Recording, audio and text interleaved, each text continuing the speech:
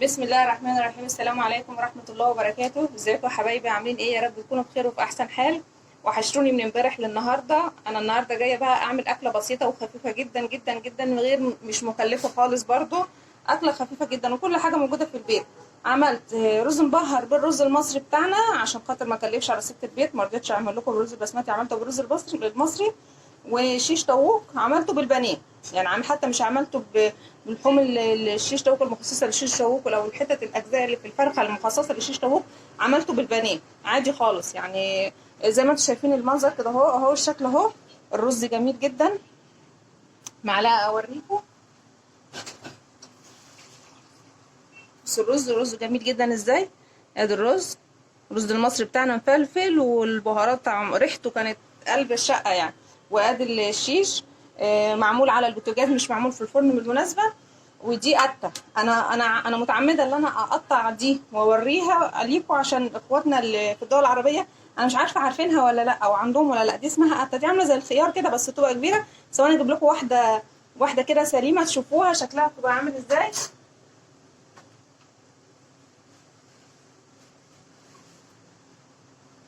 اهي هي دي القد. انا مش عارفه هي عندكم. انا متعمده ان انا اقطعها واوريها لكم عشان انا عايزه اوريها لكم. عشان عايزه اعرف هي عندكم ولا لا. هي طعمها جميل جدا جدا. بتتفتح من جوه، فيها بذور كده، هي زي الخيار بس على كبير. طبعا بتترمي البذور بتاعتها وبتتقطع. طبعا طعمها حلو جدا جدا في الاكل، جميله جدا. يلا بينا بقى عشان نشوف الطبق الحلو ده اتعمل ازاي. وقبل اي حاجه اقول لكم ما تنسوناش بقى في اللايك والشير والسبسكرايب في مطبخ ام مصطفى. ولو اول مره تعدوا يا ريت تفعلوا الجرس وتتابعونا، هتلاقوا عندنا كل جديد وكل حاجه هتبسطكم. ويلا بينا على التفاصيل. ودلوقتي هقول لكم انا معايا ايه. معايا ده بانيه. يعني انا مش هستنى، او انا ما عنديش مثلا القطع بتاعت الشيش. فمش هعمل لا شيش لا بالبانيه عندي. البانيه عندي تخين اهو، فهعمل بيه شيش. تمام. يبقى دوت كده اهو طبق ونص كيلو بانيه. تمام. معانا نص معلقه صغيره من كل حاجه. نص معلقه صغيره توم باودر، نص معلقه صغيره بصل باودر، ربع معلقه جنزبيل، معلقه كبيره بابريكا، ربع معلقه صغيره شطه، نص معلقه صغيره فلفل اسمر، نص معلقه صغيره سبع بهارات، ومعلقه صغيره ملح. تمام. ومعانا علبه زبادي. ومعايا ربع نص كوبايه صغيره خل. واخد معلقه من الصلصه دي، من معجون الطماطم او الصلصه. اول حاجه هعملها هبعد دول كده. هجيب بوله هحط فيها علبه زبادي. هنزل فيها بمعلقه صلصه.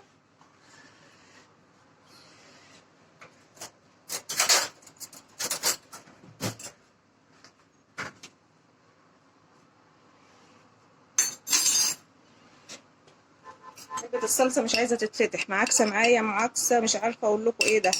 حطيت اهو معلقة كبيرة صلصة. تمام. هنزل بيه بنص كوباية الخل الصغيرة، او مقدار ربع كوباية كبيرة. وهنزل بالتوابل بتاعتي. هقلبهم كويس. انتي اعملي التتبيلة اللي انا قلتلك ديت واعتمديها. هتعجبك جدا جدا يعني، وجربيها هتعجبك، وهتعتمديها بعد كده اللي انت ايه تعمليها على طول في كل الوصفات بتاعه الشيش طاووق بتاعتك. متنسوناش يا جماعه باللايك وبالشير والسبسكرايب في مطبخ ام مصطفى. اهو كده دوبناها جامد. عملنا الخليط كله مع بعض. في طريقه تانية للتتبيله، ممكن تجيبي الخلاط بتاعك تحطي فيه علبه الزبادي، شفشق الخلاط. او الكبه تحطي فيه علبه الزبادي، وتحطي فيه بصل وطماطم مع البهارات بتاعتنا، وتضربيهم في الخلاط. هيعملوا لك خليط تحطي فيه الشيش بتاعنا. يعني فيها دي يا دي، يعني المتوفر او المتاح عندك اعمليه. اهو دلوقتي بقى هبتدي انزل بالشيش بتاعنا اهو.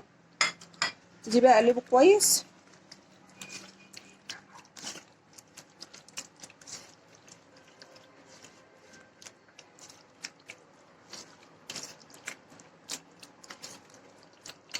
تمام كده.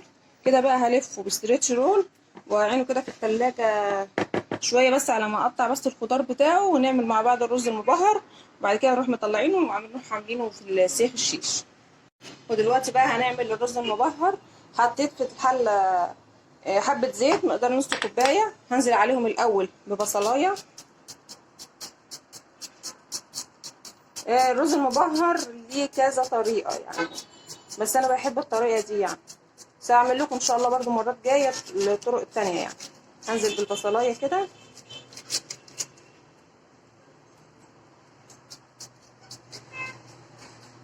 فعشان ان الرز المبهر بيعتمد اصلا على البهارات بتاعته، يعني ممكن تحط البهارات في الزيت يسخنوا، بعد كده تروحي نازله عليهم بالرز. مش شرط تقطعي البصلايه، ممكن تحطي بصلايه وتبشري معاهم جزرايه، تقطعي معاهم كوسايه يعني، ممكن تعملي اي حاجه في الرز ده. بس انا عاملاه النهارده بالرز الاصفر بتاعنا، الرز البلدي قصدي بتاعنا، معلش المصري، مش عاملاه بالرز بسمتي، عاملاه بالرز المصري بتاعنا. الجو اليومين دول يا جماعه حر جدا، تهيالي العالم كله كده مش مصر بس. دلوقتي انا خرطت البصله اهي، وهي بتدبل هنزل عليها بالبهارات. البهارات بتاعتنا ايه؟ انا طبعا عامله شيش، فطبعا من منتجات الطيور او الفراخ، فانا دلوقتي عامله حاطه معلقه كبيره بهارات فراخ، حاطه ربع معلقه كبيره كزبره ناشفه، حاطه نص معلقه كبيره بابريكا، حاطه ربع معلقه كبيره فلفل اسمر، ربع معلقه كبيره كمون، الليمون المجفف، حاطه معلقه كبيره ملح طبعا، ورق لوري والكركم والحبهان. هي دي البهارات بتاعتنا. انا هفضيها على الرز على البصله ويعملوا مع بعض كلهم، بعد كده اروح نازله عليهم وكمان معاهم معلقه من صلصه الطماطم. هنزل بس دول كده الاول. طبعا ريحه البهارات دلوقتي بقى هتتحمس وتطلع الروايح الحلوه معانا دلوقتي. هنزل معاهم بمعلقه سمن اللهم صل على سيدنا محمد، بمعلقه صلصه. هنزل عليهم بمعلقه صلصه اهي كده، بس كده. ممكن بلاها الصلصه وتروحي حاطه تضربي طماطميه او تبشري طماطميه فيها، يعني ممكن تبشري طماطميه فيها اهو. طبعا انا بقى وهي بتتحمص كده دلوقتي التوابل ريحتها بدات تطلع اهي، هحضر الميه. يا سلام على الروايح، يا سلام الروايح مش قادره اقول لكم يعني، اكيد انتوا طبعا مجربينها وعارفينها يعني.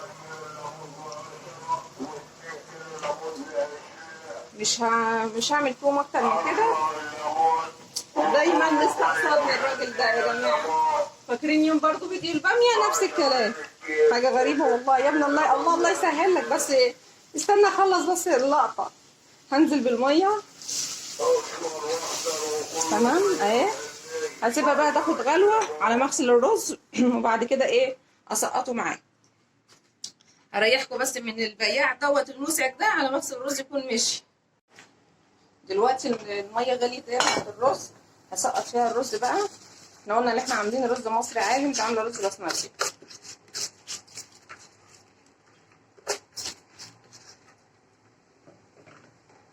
هسيبه بقى يغلي لحد ما يتشرب وهنوطي عليه يعني معامله الرز العادي يعني. تمام كده. هنقطع دلوقتي بقى، نبتدي دلوقتي نقطع الخضار بتاعنا عشان نعمل سياخ الشيش. ويلا بقى دلوقتي بينا نعمل سياخ الشيش.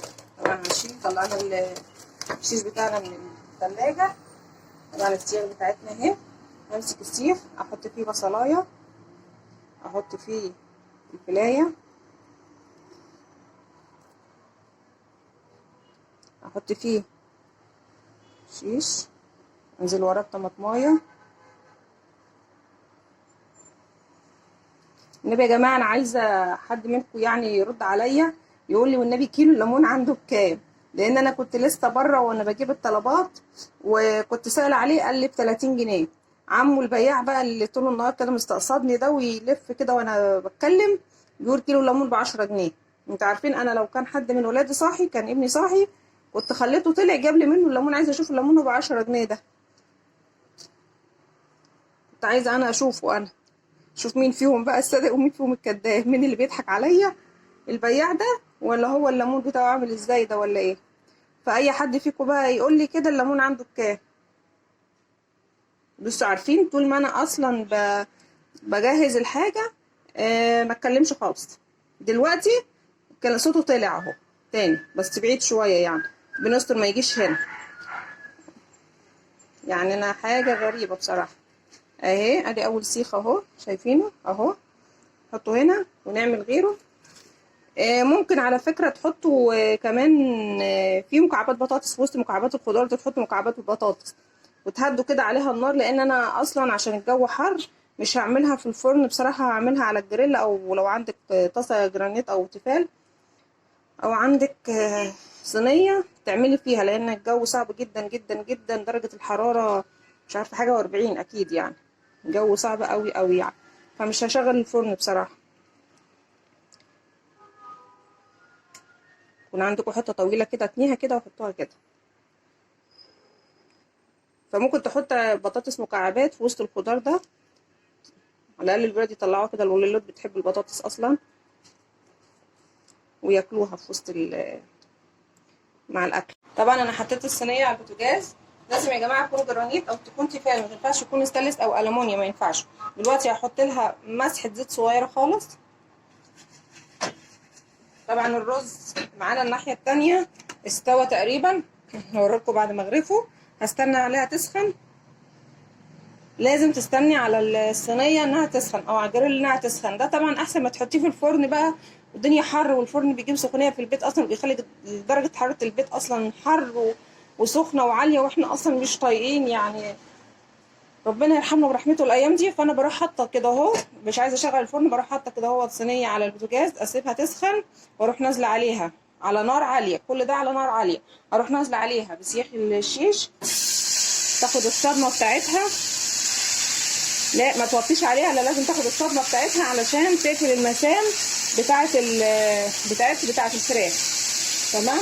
انا هسيبها كده اهو تاخد الصدمه بتاعتها، وهقلبها الناحيه الثانيه تاخد برضه الصدمه من جميع الاتجاهات. وبعد كده هنوطي عليها وهحط حبه من الخليط بتاعنا اللي هو اتبقى منه ده عليه كده بالفرشه، وهوطي عليه واغطي واسيبه يستوي، بس كل دقيقتين 3 كده بتقلبي فيه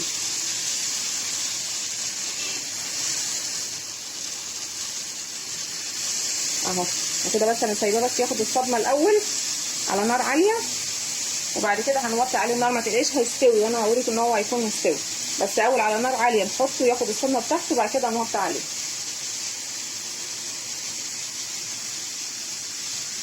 على الاربع اتجاهات بتوعه كده بتحطيه. انا عايزه المسام بتاعته تتقفل عشان يفضل طري والفايده بتاعته تفضل فيه ما تنزلش. عايزه اقفل المسام بتاعته. دلوقتي بقى هبتدي احط بقى الخليط بتاعي عليه كده يطريه شويه، وهوطي عليه بقى وهنغطي وهسيبه مع نفسه. بس كل دقيقتين كده، كل دقيقتين هبص عليه وهقلبه، كل دقيقتين هبص عليه واقلبه، كل دقيقتين، وهكذا لحد ما لحد ما يستوي. واوريه لكم بعد ما اخلصه بقى عشان ما اطولش عليكم الفيديو. اوريه لكم زي ما انتم شايفين كده اهو.